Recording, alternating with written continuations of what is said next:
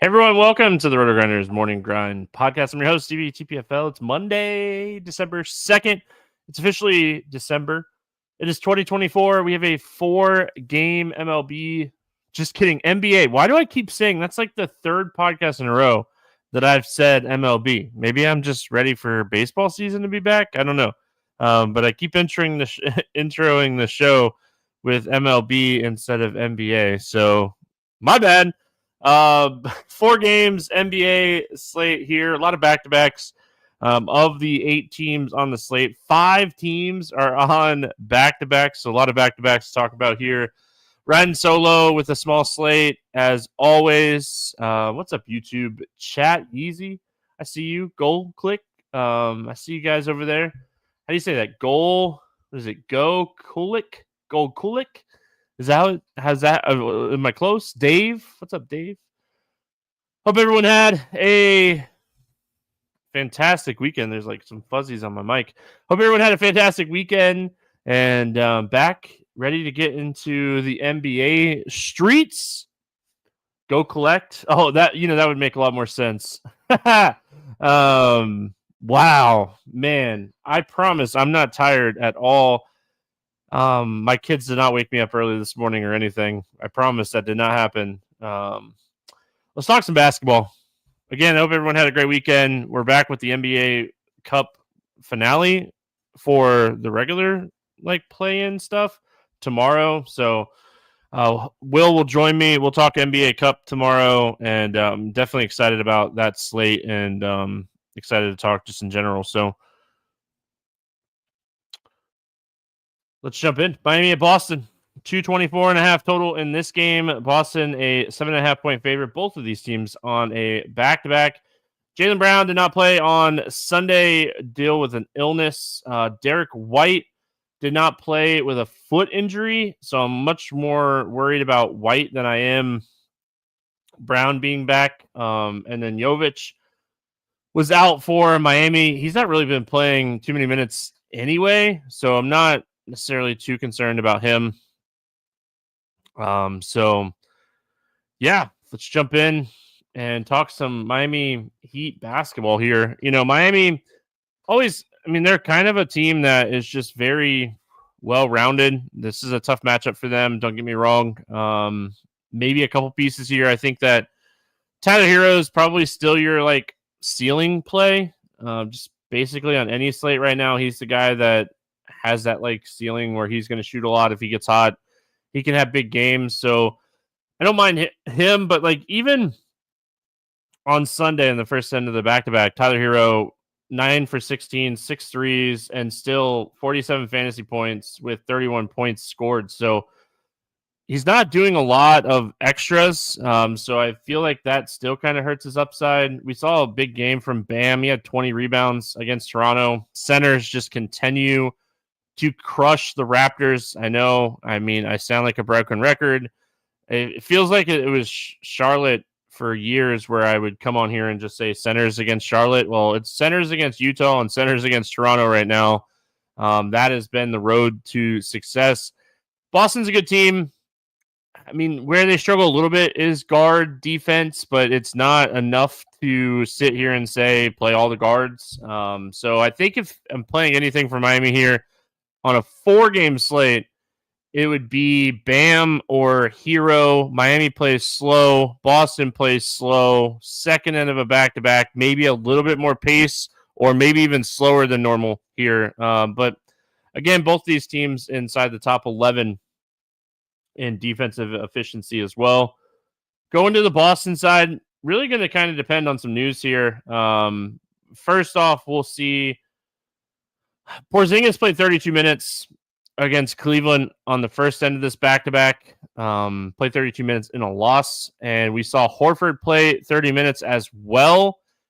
I think they both sit here. I don't think Porzingis plays full on a back-to-back, and I don't think Al Horford plays a back-to-back. I can't remember the last time Al Horford played a back-to-back. It's been a while. Yeah, I was just checking to make sure I wasn't speaking wrong, but I mean, Al Horford doesn't typically play back-to-backs, so I assume Horford and Porzingis sit. That's going to open up a lot of minutes here. I assume it'd be either Cornet or Kuta that get the run here. It'd be interesting to see which one starts. I prefer Kuta. I think he has a little bit more upside. And I guess Tillman's a thing too, but I don't expect them to roll Tillman out for a bunch of minutes. Cornet's someone I don't expect them to roll out a bunch of minutes. So I think it's Kuta for Boston. And then kind of seeing what the news looks like for the rest of these pieces here. We saw Hauser start on Sunday. If he were to start again, he would be interesting at 4,500. If Brown is back and White is out still, you could potentially take some shots on Pritchard in that scenario. Pritchard played a good amount of minutes, 36 minutes off the bench. A lot of usage with that second unit. So Pritchard and Kuta, depending on injuries on everybody else here, but those are the guys that I'm kind of looking at. Peterson played 25 minutes off the bench on Sunday. Didn't necessarily see that one coming, but it happened. Hauser got into foul trouble. I don't know. I don't have game flow up or anything like that, popcorn machine. So I'll have to check tomorrow and see if Drew Peterson played because Hauser was in foul trouble and then maybe ended up getting some extra run. But something to kind of note because he has minimum salary that he played 25 minutes. Didn't really do much with the 25 minutes, but he played 25 minutes. New Orleans at Atlanta, 230 total in this game. Atlanta 8.5-point favorite. Back-to-back for New Orleans. Trae Young, probable, was the big thing from Atlanta. And then on the New Orleans side, we're going to be watching this Ingram news, whether or not he plays or not. Alvarado, Herb Jones, Zion, Hawkins, all should be out still. So a lot of, just a team that continues to have a lot of players out on a nightly basis right now. We saw the Knicks kind of crush them on Sunday. And good thing is most of their starters still played over 20 minutes. So we'll have to kind of see what the injury report looks like here for New Orleans, but nice pace game here against Atlanta. Atlanta plays the second fastest pace in the NBA. New Orleans is 23rd, so nice pace up spot for New Orleans. And then defensive-wise, Atlanta still bottom 10. New Orleans bottom 10, bottom 5, really, for New Orleans. So I think when you're looking at this New Orleans team, if this game stays remotely close, who's having a big game? I think you're looking at DeJounte Murray or CJ McCollum here. We'll see on Trey Murphy whether or not he plays on the back-to-back. They haven't had him play on a back-to-back yet this season. And this is a 3-4, right? I'm pretty sure this is a 3-4. So we'll see if they play him on a 3-4 situation as well. So we could potentially get Trey Murphy out in this game as well, with it being a back-to-back, with it being a 3-4. I don't know if they push him in this spot. So he could potentially could potentially open up a lot of value. Like I said, McCollum and Murray are your usage guys here. I think both of these guys have some upside. I feel like DeJounte Murray might try a lot harder in this game, with it being going back to Atlanta. So I don't necessarily love Narrative Street, but the narrative is definitely there for DeJounte Murray in this spot going back to Atlanta. A lot of players out for the Pelicans. So the other guy, I don't mind Missy here at 5,100. Against the Knicks, he played 20 minutes. The game just was so out of hand. Never checked back in. So that game was just out of hand basically the whole game. The Pelicans had 28 points at halftime. It was really, really ugly. So I think Missy at 5,100 is someone you could potentially go back to the well here. Boston Jr. could potentially play, but he's still kind of priced up a little bit. So I'm not necessarily too excited about playing him. Not too excited about playing Elf Payton. Really for me, it's DeJounte Murray. If Trey Murphy sits, I would have more interest in a guy like Brandon Boston or even Elfrid Payton in that aspect. So, because if Boston moves to the starting lineup, Elf Payton should have a lot of usage at the second unit, which is just weird to say out loud. On the Atlanta side, New Orleans is really bad defensively, even worse with Brandon Ingram out. Trae Young kind of banged up a little bit. Should be good to go, but I feel like this is a Jalen Johnson spot. I could definitely see Jalen Johnson just absolute crushing in this one. So like him a lot. I think this is definitely a spot we want to attack. This New Orleans inside that's just so banged up right now. So I like Johnson. I don't mind Daniels. Daniels, I think, still has a little bit of upside. I wish his price was a little bit lower. DeAndre Hunter, his production's kind of all over the place. I wouldn't play Hunter and Ricochet together. They kind of correlate a little bit here from what we've seen recently. So Bogdanovich expected to play in this game. I think that could potentially hurt the upside of the wings a little bit. So I think it's Jalen Johnson. It does feel weird mentioning Elfrid Payton in the year 2024. You're not wrong. I think Jalen Johnson or Trae Young just paying up for some raw points in a really good spot where you're getting a lot of value on the other side of this game. So I think both of those guys very much in play. If I was going to play a cheat piece here, I think I'd lean like a Kongwu over Capella, but it's not a strong lean. Brooklyn at Chicago, 235 total in this game. Chicago, a 5-point favorite. White is questionable. Williams is out for Chicago. It is a back-to-back for Brooklyn.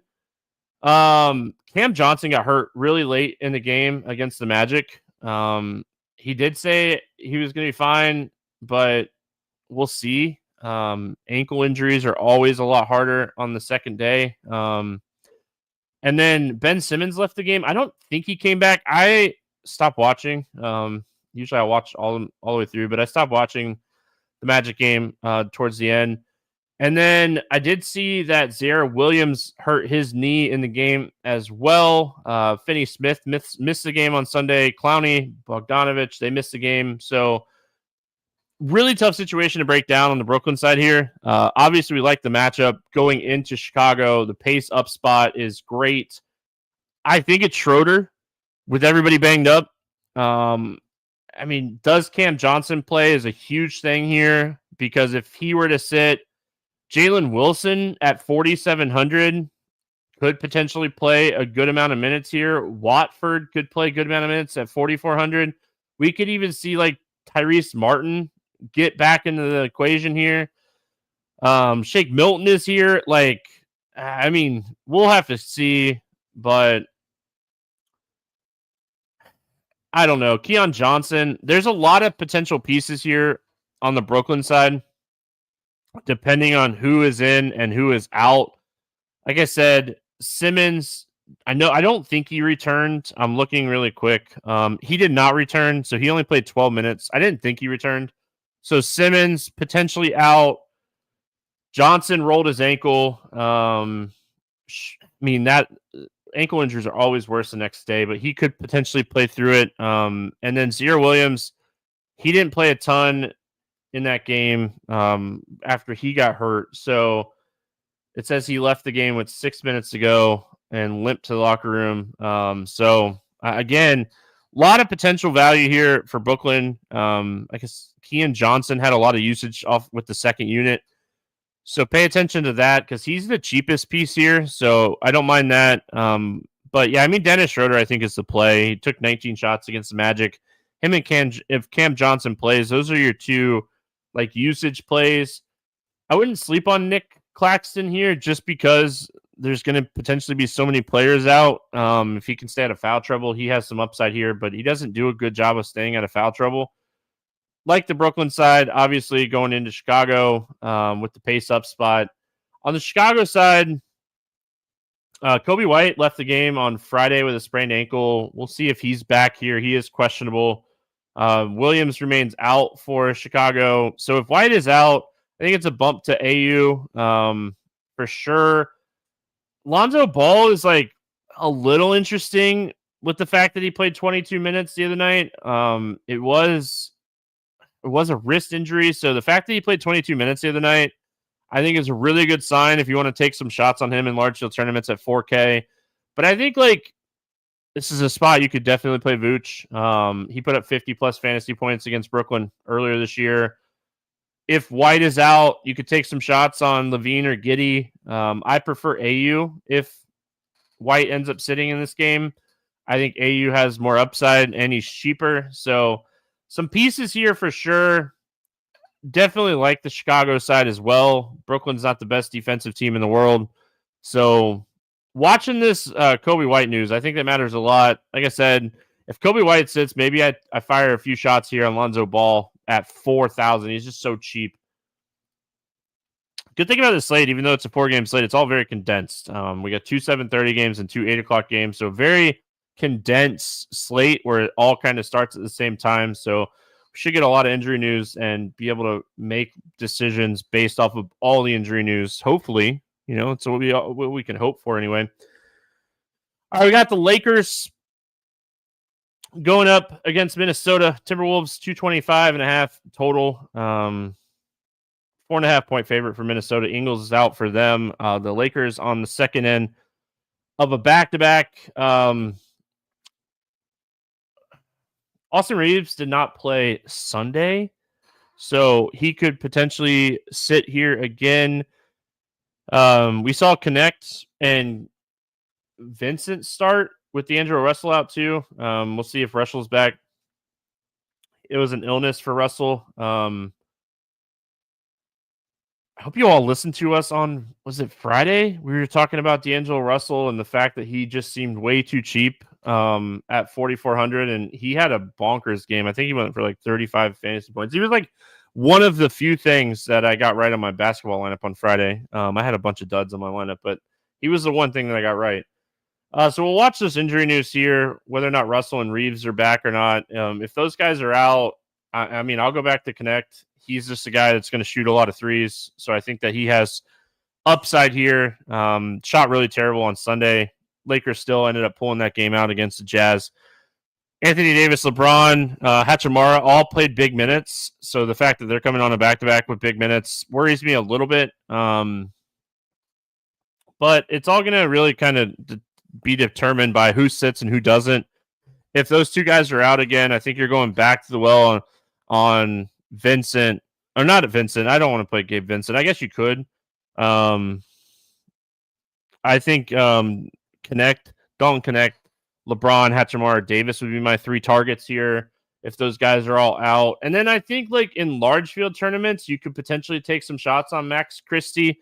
He continues to play really solid minutes. I know he got a little bit more run because Hachimura and Connect were dealing with some fouls in the first half. So I could see Max Christie at this cheap $3,700 price tag being okay. And again, Gabe Vincent did start at 3,300 and play 32 minutes. So it's not like he's the worst play ever if both of those guys are out again. So watch that news on the Lakers. I don't think Christie's the best play usage-wise, but I think that is definitely something you could take some shots on. Minnesota side against the Lakers, I mean, I like Anthony Edwards in any matchup. It's just he doesn't do a lot outside of shoot.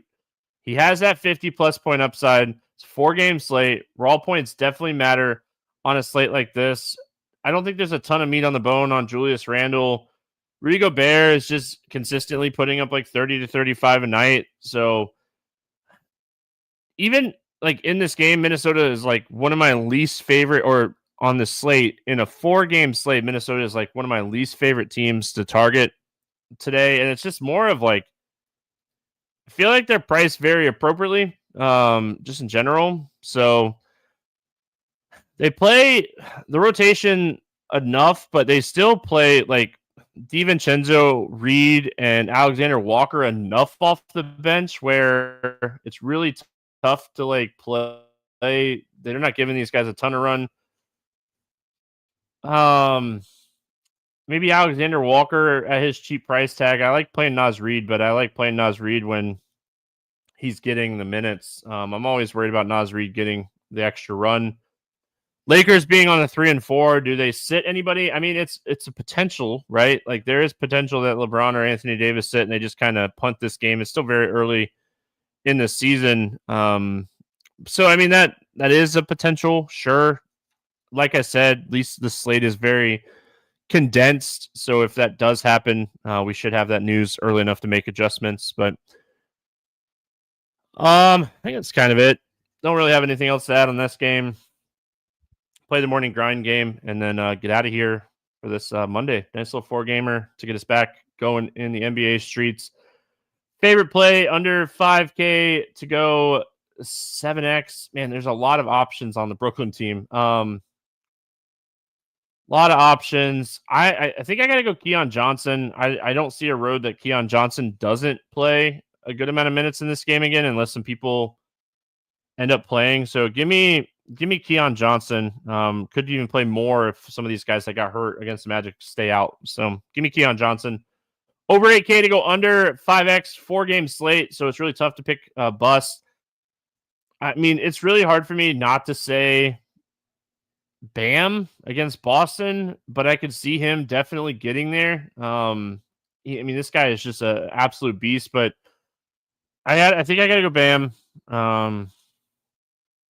Favorite 6X play. A lot of good options today for 6X. I hate to say it. I think I'm going to go back to the Brooklyn game. Give me Dennis Schroeder at 7,100. I think he's going to have a really strong game here. Nice pace up spot. A lot of guys out. Give me Dennis Schroeder.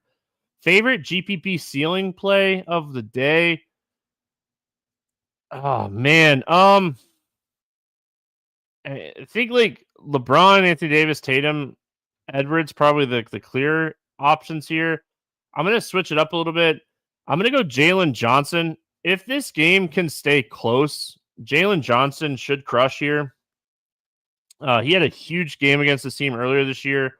It's 8,200. Yeah. He had a 29-9-8-2-2 game for 58 fantasy points when these two teams played earlier this year. So give me Jalen Johnson. My Let's Get Weird GPP play of the day. I gotta go to the narrative street. Give me DeJounte Murray for a little bit of narrative street here. Going back and facing the team he was on last year, Atlanta. So as far as bets, there was nothing up because we have so many back-to-backs. I'm checking to see if there's anything. Yeah, I mean, the only thing that I might jump on, I'm quickly pulling something up really quick. The only thing that I might jump on here is there's some lines up for Brooklyn.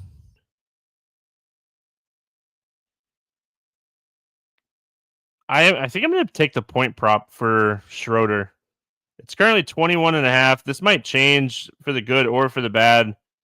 But with all these guys questionable and stuff, I think I'm going to take the risk here and gamble a little bit that some of these guys sit. I'm going to take Dennis Schroeder over 21.5 points because I could see Schroeder getting there even if everybody plays. He's been shooting a lot more finally again after kind of going through that, like, I'm not going to shoot the ball a lot. But I'm going to go Dennis Schroeder, pace up spot. A lot of potential injuries here, like we talked about. Ben Simmons, Cam Johnson, Zaire Williams, Finney Smith. A lot of potential question marks here. I'm actually surprised there's a lineup for Brooklyn player props. So I don't know if it's available for you. It's available here in Florida on the Hard Rock. That's going to wrap it up for Monday. Back Tuesday, talking hoops. Good luck, everyone. See you then.